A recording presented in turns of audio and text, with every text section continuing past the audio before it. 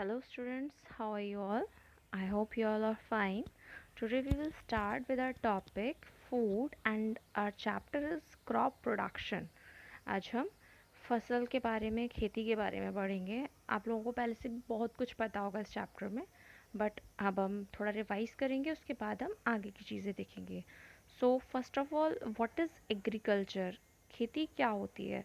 So the practice of growing crops is called agriculture.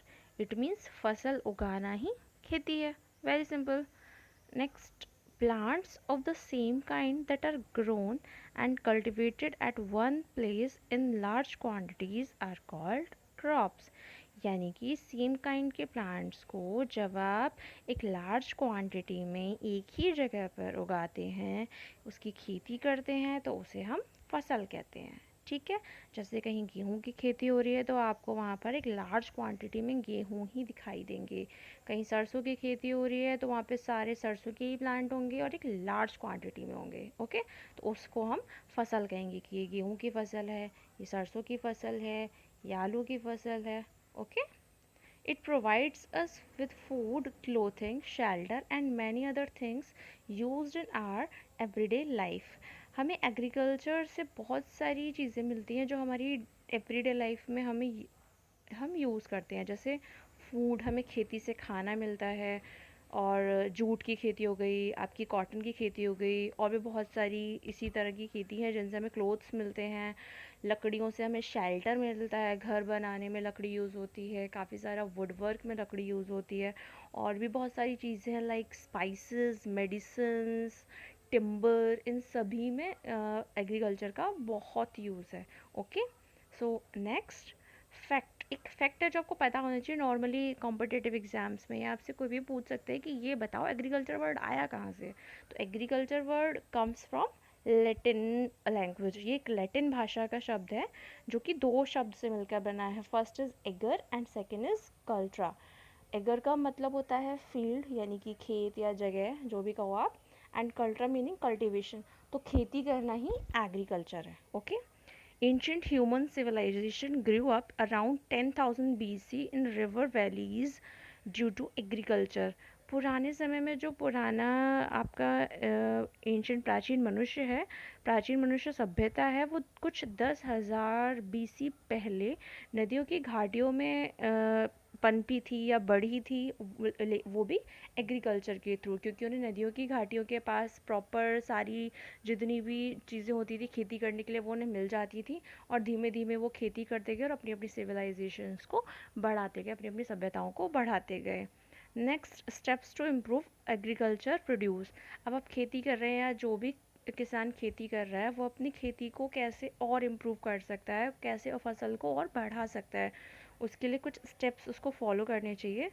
So agriculture comprise of some basic practices called agricultural practices that raise crops in the field. Some of the agricultural practices that help to produce a good crop yield are listed as follows. जब आप खेती कर रहे हैं तो आप कुछ छोटी छोटी बेसिक प्रैक्टिसेस का यूज़ करके, उन्हें फॉलो करके क्रॉप्स को बढ़ा सकते हैं. अच्छी फसल के लिए कुछ पॉइंट्स हैं जो हम यहाँ नीचे डिस्कस करेंगे. First is the crops field should be open so that sunlight and air are available in plenty. जो भी आपकी फसल की खेती है वो खुले में होनी चाहिए, बंद जगह पे नहीं होनी चाहिए. जब खुले में होगी तो क्या होगा, उसको प्रॉपर सनलाइट मिलेगी, प्रॉपर हवा मिलेगी, जो जो कि उसके लिए बहुत ज़्यादा ज़रूरी है. Second point is the fields should be protected from animals and trespassers. यानी कि जो आपके खेत हैं वो पूरी तरह से जानवरों से सुरक्षित होने चाहिए, प्रोटेक्टेड होने चाहिए. और ट्रेसपासर्स होते हैं अतिक्रमणकारी, जो दूसरों की ज़मीन पे या दूसरों के खेतों पे हथिया लेते हैं. तो इन सब से आपकी जो फील्ड्स होते हैं वो प्रॉपरली प्रोटेक्टेड होने चाहिए. Okay. Next point is the proper amount of water be made available for the proper growth of plants. Plants की proper growth के लिए पानी का proper amount में पानी का होना बहुत ज़्यादा ज़रूरी है. Without पानी survive करना बहुत ज़्यादा मुश्किल है plants के लिए. Next point is for the healthy growth of plants, soil should be sufficient nutrient. अब खेती करने के लिए पानी ज़रूरी हो गया, सनलाइट ज़रूरी हो गई, प्रॉपर अमाउंट में एयर ज़रूरी होगी, खुला वातावरण ज़रूरी हो गया. ठीक है. उसके अलावा सॉइल होनी चाहिए, वो भी अकॉर्डिंग टू क्रॉप ही होनी चाहिए, जिसके अंदर सफिशिएंट न्यूट्रिएंट्स जो भी उस सॉइल में या उस फसल के अकॉर्डिंग है वो होने चाहिए। Okay, next point is unwanted and unwelcome plants like weeds should be uprooted from the soil. Unwanted unwelcome यानी कि वो प्लांट्स जो कि आपकी फसल को प्रॉब्लम कर सकते हैं, ख़राब कर सकते हैं, उनको आपको तुरंत मिट्टी से हटा देना चाहिए। फर्स्ट इसमें ये एग्जांपल है वीड्स। वीड्स होते हैं ये बाकी फसलों को नुकसान पहुंचाते हैं। Okay, next point is before sowing the soil should be ploughed and लूजन।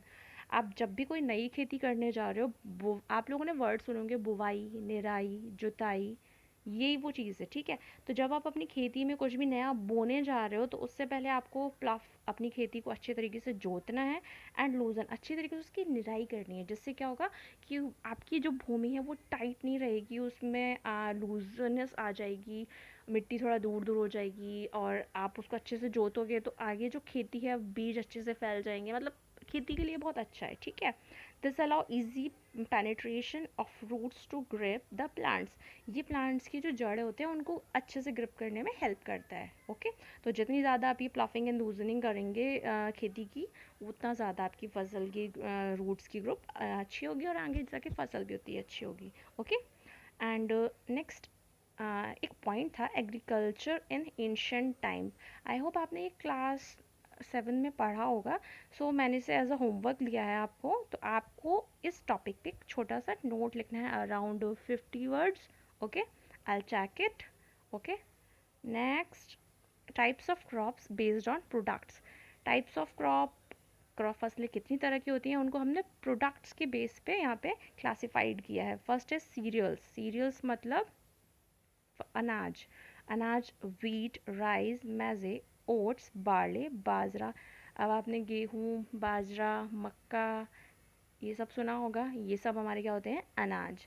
Second is pulses. Pulses means होती हैं दालें। अब जो भी जितनी भी तरह की हम दालें खाते हैं, जैसे चना, ग्राम, पीस, सोयाबीन्स, लेंटल्स, मूंग, अरहर, सोयाबीन है, अरहर की दाल, मूंग की दाल, चने की दाल, और आपकी बहुत सारी दालें होती हैं। फ्रूट्स मिलते हैं आपको क्रॉप से ही, जैसे banana, plum, mango, apple, pineapple, papaya, etcetera etcetera. And next is vegetables. सब्जियां भी आपको फसलों से ही मिलती हैं। प्याज, onion, potato, tomato, cabbage, radish, chilli, peas, carrot, cabbage, etcetera etcetera, बहुत सारी वेजिटेबल्स हैं। नेक्स्ट इज़ स्पाइसेस यानी कि मसाले, clove, ginger, turmeric, coriander, pepper, saffron, cardamom. Clove means लौंग, जिंजर अदरक, टर्मरिक हल्दी, कोरिएंडर धनिया, पेपर काली मिर्च, उसके अलावा आपका केसर है, एंड नेक्स्ट इज़ इलायची, और भी बहुत सारी स्पाइसेस हैं जो आपको फसलों से ही मिलती हैं। ओके, नेक्स्ट बेवरेजेस यानी कि T, coffee, cocoa. Next sugar, चीनी जो आपको शुगर किन गन्ने से मिलती है एंड शुगर बीट से मिलती है। Next is fibre crop. हमने पहले मतलब फर्स्ट उसमें ही देखा है कि हमें क्लोथ मिलते हैं प्लांट से, तो क्लोथ्स हमें ऐसे ही मिलते हैं जूट से, कॉटन से, फ्लैक्स से, हेम्प से। Okay, next is timber plant. Timber plant क्या होते हैं जो कि हमें बहुत ज़्यादा यूज़फुल चीज़ें देते हैं in order to their wood, their we can make medicine from them, and बहुत ज़्यादा यूज़फुल चीज़ें हमें टिम्बर प्लांट से मिलती हैं। एक तरह से कमर्शियल प्लांट्स होते हैं जैसे जो कमर्शियल यूजेस में भी आ जाते हैं। सो एग्जांपल्स आर टीक, महोगनी, आपने सुना होगा महोगनी का ट्री कितना यूज़फुल है, शीशम कितना यूज़फुल है, ओक यूज़फुल है, नीम ट्री सुना होगा, नीम की पत्तियाँ, तना, लकड़ी, हर चीज़ काम में आती है नीम की। Next is medicinal plants. Medicinal plants वो होते हैं जिन जो हमारी दवाइयाँ बनाने में काम आते हैं, जैसे हमारा सिंचोना है, मिंट, डेडली नाइटशेड, पॉपी, रोज़, ईसबगोल, ओपियम। सिंचोना आपने सुना होगा, ये कुनैन की दवाई है जो मलेरिया में काम आती है, उसे बनाने में काम आता है। मिंट भी आपने सुना होगा, ठीक है। उसके अलावा ईसबगोल है। ईसबगोल आपने देखा होगा जब पेट वेट खराब हो जाता है, ईसबगोल की भूसी भी आती है, अगर आपने कभी खाई हो, कभी यूज़ की हो तो, ठीक है। तो ये सारे प्लांट्स मेडिसिनल प्लांट्स होते हैं। Okay, so that's it. Our video is over. I hope you like it.